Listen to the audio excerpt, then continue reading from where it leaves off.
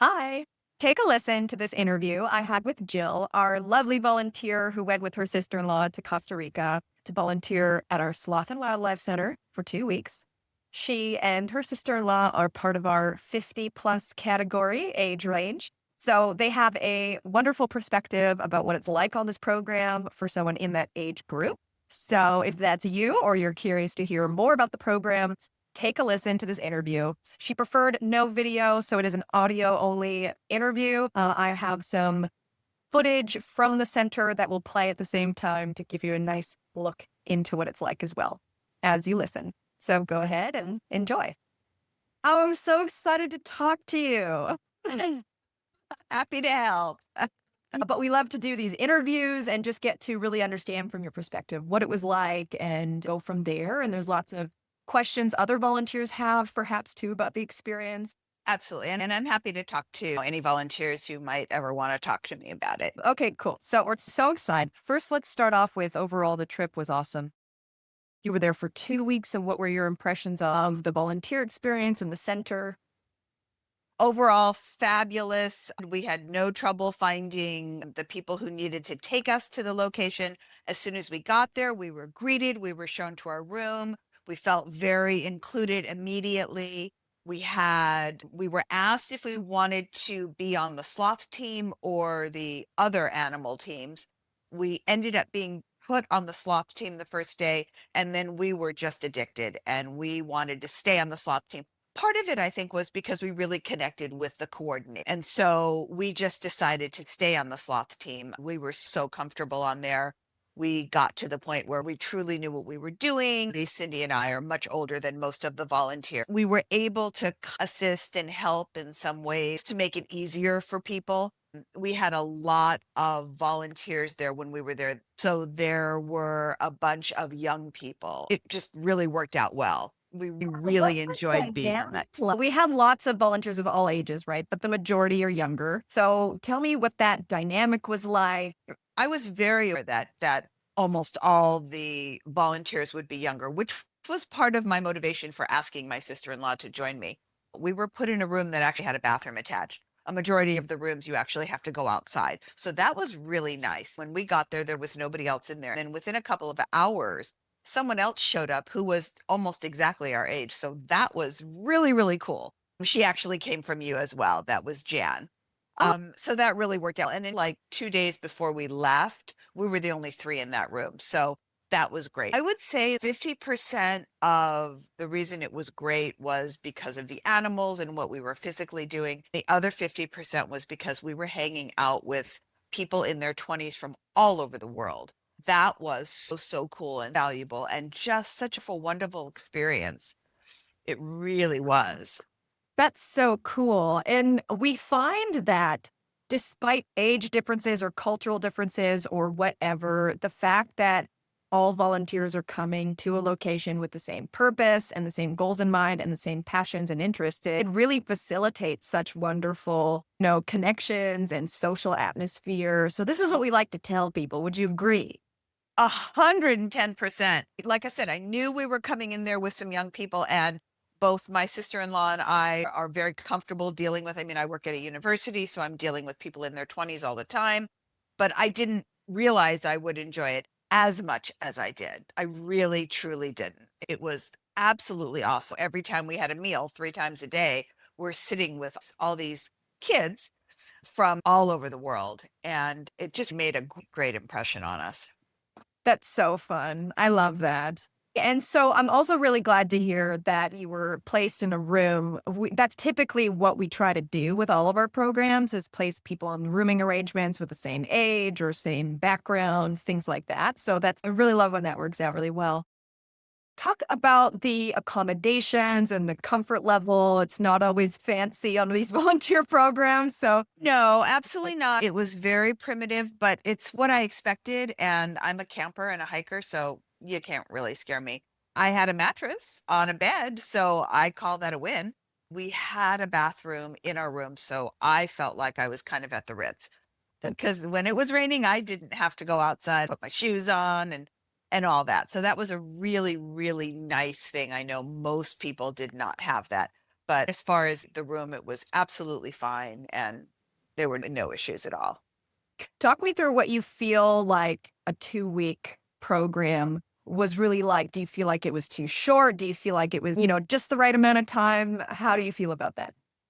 So I'm speaking as an adult who works and had to take vacation time, which is going to be entirely different from what you're going to hear from 20-year-olds who are taking the summer off for school, right? So, from an enjoyment point of view, 2 weeks was perfect. It was the perfect amount of time to feel comfortable in the job we were doing and what needed to be accomplished for the animals and to get to know the people I was working with.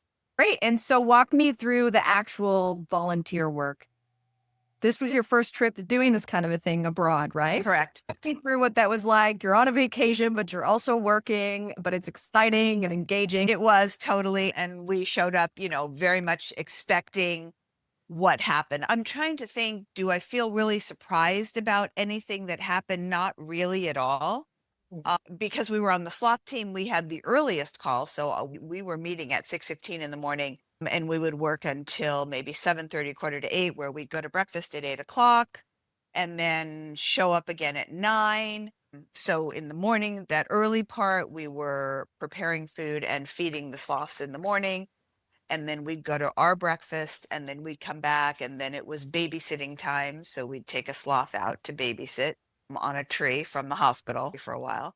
And then we'd have some downtime. We'd be done maybe 10:30 or so and be kind of free until lunch at 12. We wouldn't have to meet again until 2, where we'd work the afternoon shift, get their dinners ready, work for a couple of hours, maybe 2 or 3, and then dinner time. There were dance classes on Friday nights, I believe. And so that was fun and engaging. I didn't necessarily dance, but it was just as much fun to watch. I think there was talk about movie nights. A lot of the young people like to get off campus and go do things at night. That wasn't the vibe that Cindy and I were feeling. It was fine. I mean, we obviously had to get to sleep early because we had a 6:15 call. So Yeah. we're not burning the candle on both ends. Yeah, absolutely. Yeah. You said there was nothing too surprising, but would you say that there was a moment that really stood out to you, like working with the animals or the staff or learning about the work that they do there? Yeah. So one moment. Obviously, these are wild animals they're trying to release. And so this is not a pet and cuddle kind of thing. And we're certainly not touching the sloths. However, the hospital babies, when they poop, they have to be weighed, which means they have to be moved from their cage in the hospital to a scale. It takes more than one person to move a sloth, especially a pissed off sloth. And Flo is a pissed off sloth. So one person grabs the head from back, and then you grab their legs with claws down. I was thrilled that I had the opportunity to ethically touch sloths, right? Because they have to be moved, they have to be weighed. And so that was really big thing for me. And because I did it once, then I was doing it more often because I knew how to do it. So that was a really, really cool moment for me. So cool. We really try to communicate to people about the ethics of these wildlife programs, especially this one in Costa Rica. Well, I'm so glad you got to see that. Do you feel that the education on handling animals when it's appropriate, when it's ethical, and that type of process or that culture in general about wildlife conservation was properly communicated to you? Do you feel like you learned enough about it while you were there? 100%, 100%. And there is a daily meeting that happens. And in every single meeting, whether or not there are new people, it is repeated, things about how there are no selfies and the reason there are no selfies on all of that. And so it was really educated and promoted very, very well. Okay, cool. I love to hear that. So tell me about typically there's also tours and fun excursion days. Did you do any of those? Maybe tell me about Yes, that. we did. Yes, we did. We were there for 2 weeks and we did two. One of them we went to Isla de Tortuga, which is an island. We drove in a van for however long, and then we were on a boat for about an hour, which was lots of fun. You had the choice to go snorkeling, and I did. You were on the island for the day, and they made lunch, and it was a lovely day. And then we took the boat back. It was actually quite memorable because on our way back, there were a lot of gray clouds coming in. And so the person operating the boat felt pressured and wanted to get back quickly because it looked like a big storm. And I don't know, were we even in the water? I think we were flying, but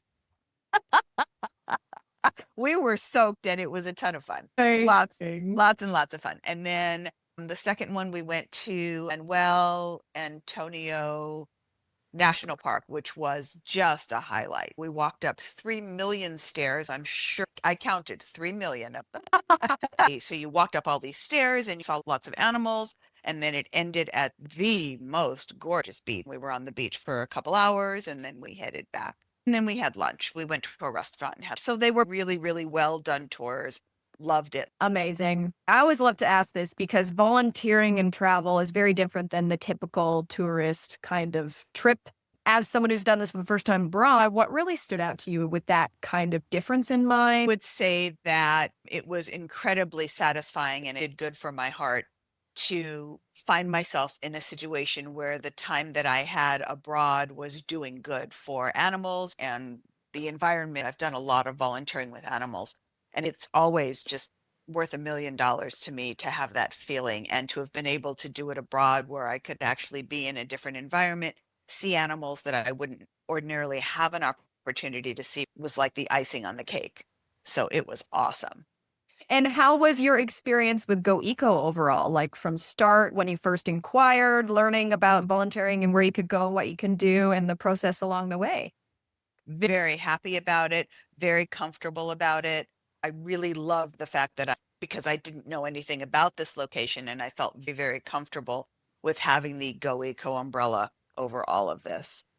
Because I was going to a place that I'd never been and who knew where we were going to be. I know when we first signed up for this and I did my research on Go Eco and made the decision to go with you guys, a lot of people were saying, yeah, are you sure you're dealing with a reputable company? I'm sure you get that all the time. And, and they're sending you to Costa Rica. There were a lot of questions, but I felt very comfortable before I went and even more comfortable throughout the trip. That's excellent. Yeah, we have lots of people who rightfully so want to make sure that we are a reputable company. What were the key things that stood out to you that really made you feel comfortable with going with us? There was always communication, whether it was being initiated by Go Eco or whether I asked a question and I got responses at a very, very quick rate. I always felt very comfortable that I had someone to connect with if I needed to or if I had a problem. I knew that once I landed, if things didn't go the way they were supposed to, I had that umbrella of Go Eco I could lean. That's awesome. What advice then would you have for people, perhaps in your peer group, that would be considering volunteering abroad, either in general or at this program? I would say definitely go. Don't be put off by the fact that there are a lot of young people there. One of the things I was wondering was, am I putting myself in a situation where I'm going to be doing hard labor all day and that wasn't going to work for me at my age? And it absolutely wasn't. When there were heavier or harder things to do, there were plenty of other people who could step in. So just go with an open mind and know that you are going to make amazing memories and meet people you never would have thought you'd meet in your entire life. I would definitely suggest it. Amazing. That's so cool.